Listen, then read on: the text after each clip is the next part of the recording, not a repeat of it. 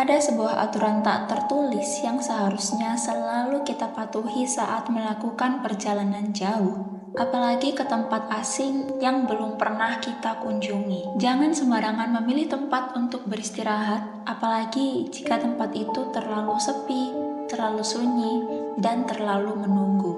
Aku belajar itu dengan cara yang tidak akan pernah kulupakan. Namaku Arga. Saat itu aku sedang dalam perjalanan menuju sebuah desa terpencil di daerah pegunungan untuk menghadiri pemakaman pamanku. Rute perjalanan yang kulalui bukan rute biasa. Jalanan sempit, penuh tikungan curam, dan diapit oleh tebing serta hutan gelap di sisi kanan dan kiri. Matahari sudah tenggelam sejak 1 jam yang lalu, dan kabut mulai turun dengan cepat. Kabut pegunungan yang tebal dan dingin. Lampu mobilku hanya mampu menembus beberapa meter ke depan. Sisanya hanyalah bayangan-bayangan samar yang bergerak bersama angin. Aku tahu kalau aku tidak akan sampai pada malam itu. Jalan terlalu licin dan satu kelalaian kecil aja bisa membuat mobilku terjun bebas ke jurang. Maka saat kulihat ada sebuah bangunan tua berdiri sendirian di tepi jalan, sebuah penginapan kecil berarsitektur kolonial dengan papan kayu bergoyang tertiup angin bertuliskan penginapan sederhana. Aku langsung memutuskan untuk berhenti. Kelihatan sepi, tidak ada kendaraan lain di halaman parkirnya. Tidak ada lampu neon mencolok, hanya cahaya kuning redup dari dalam bangunan yang menembus tirai usang jendela. Tapi saat itu, kelelahan mengalahkan naluriku. Aku masuk. Di dalam, aroma kayu lapuk bercampur debu menyambutku. Bangunannya terasa sangat tua. Lantainya berderik di bawah langkahku. Tidak ada musik, tidak ada suara TV, hanya suara jam tua berdetak lambat dari dalam. Resepsionis kosong, tapi tak lama kemudian, dari balik pintu di belakang meja, muncullah seorang perempuan tua. Rambutnya putih panjang, disanggul seadanya. Wajahnya penuh kerutan, tapi matanya tajam. Terlalu tajam untuk orang setua itu. Dia tidak tersenyum, hanya menatapku lama sebelum berkata pelan. Cuma ada satu kamar yang kosong malam ini, nomor 7, paling ujung lorong. Tanpa banyak pikir, aku ambil kunci dari tangannya. Kunci besi tua yang terasa dingin di genggamanku. Aku tidak sadar bahwa saat itu sebuah kesalahan telah dibuat. Lorong menuju kamar 7 gelap dan sempit. Lampu gantung di atas kepala berkedip seperti menahan nafas. Lukisan-lukisan tua tergantung di dinding, sebagian ada yang miring, sebagian terlihat seperti memandangi siapapun yang lewat. Semakin aku melangkah, semakin terasa ada sesuatu yang menekan. Seperti udara menjadi lebih berat, seperti ada mata-mata yang mengintai dari setiap sudut. Kamar 7 berada di ujung lorong. Kunci berderit saat diputar, bau apek bercampur tanah basah, dan sesuatu lagi yang tidak bisa aku deskripsikan. Seperti daging busuk yang sudah lama tertanam dalam tembok. Kamarnya sederhana, ada satu ranjang besi, meja kayu tua, dan lemari besar yang pintunya agak terbuka. Tapi yang paling mencolok adalah sebuah cermin besar tergantung di dinding menghadap ranjang. Tidak seperti bagian lain kamar ini yang dipenuhi debu. Cermin itu bersih mengkilap, terlalu bersih. Aku ngerasa cermin itu seperti sedang memperhatikanku. Malam itu aku mencoba untuk tidur, tapi tubuhku gelisah. Lampu kupadamkan, menyisakan kegelapan total kecuali cahaya bulan yang masuk sedikit dari celah tirai. Aku berbaring, tapi suara-suara mulai terdengar. Di awal hanya bunyi detak jam, lalu suara langkah, pelan, lalu semakin jelas. Seperti ada yang berjalan di lorong, kemudian berhenti tepat di depan pintu kamarku. Aku menahan nafas, tak ada ketukan, tapi bayangan kaki terlihat dari bawah celah pintu. Aku ingin berpikir itu hanya imajinasiku, tapi kemudian terdengar suara nafas seperti seseorang sedang menempelkan wajah di pintu menghirup udara dari dalam. Aku hampir berteriak, tapi bayangan itu tiba-tiba menghilang. Aku bangkit, menyalakan lampu. Lorong kosong dan semuanya hening. Lalu aku kembali berbaring, tapi saat menoleh ke cermin, ada sosok perempuan berdiri di pojok ruangan, menggunakan kain putih, rambutnya panjang, dengan wajah tertutup bayangan.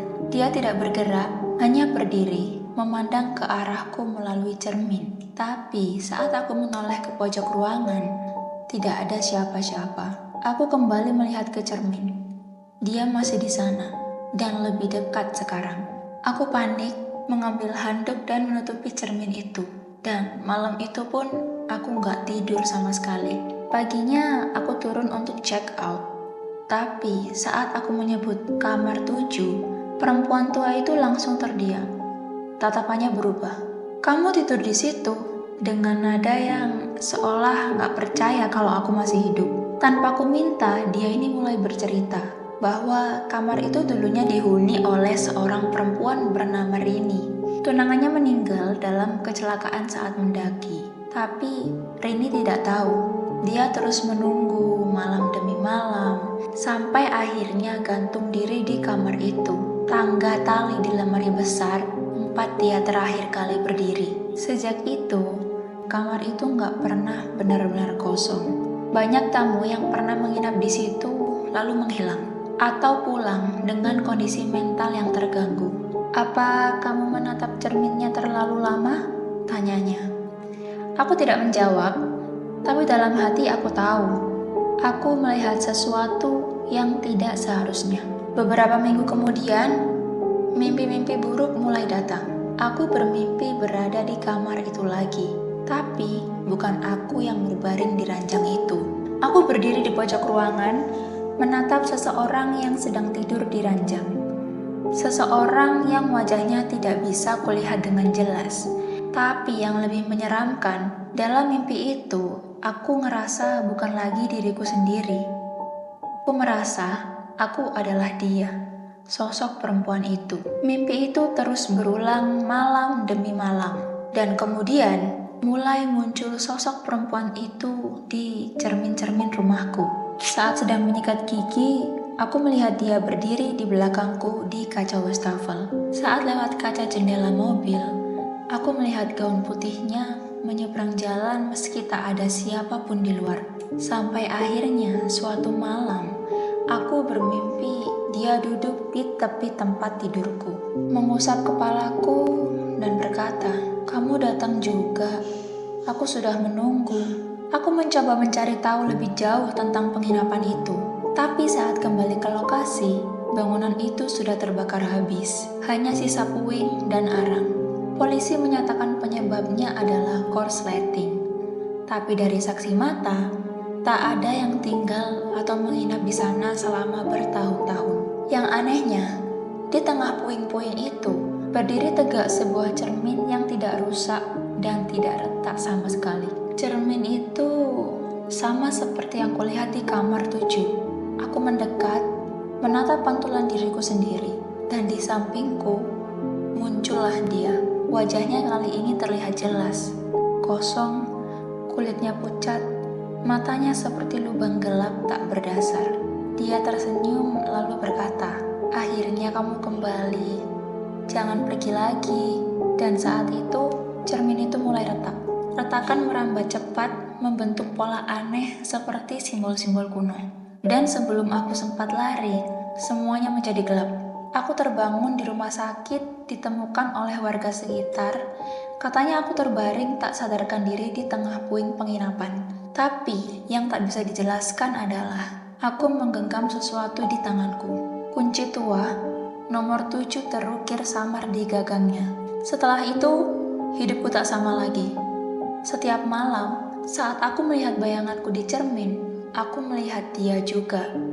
Berdiri di sampingku, kadang di belakangku, kadang di dalam mataku sendiri.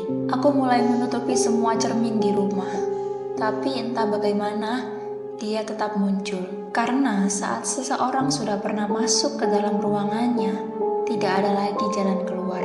Hati-hati saat menginap di tempat asing, jangan percaya tempat yang terlalu tenang, dan jangan terlalu lama menatap cermin. Karena cermin bukan hanya memantulkan bayanganmu. Terkadang, memantulkan sesuatu yang telah lama menunggu untuk kembali. Dan begitu kamu melihatnya, kamu tidak akan bisa melupakannya.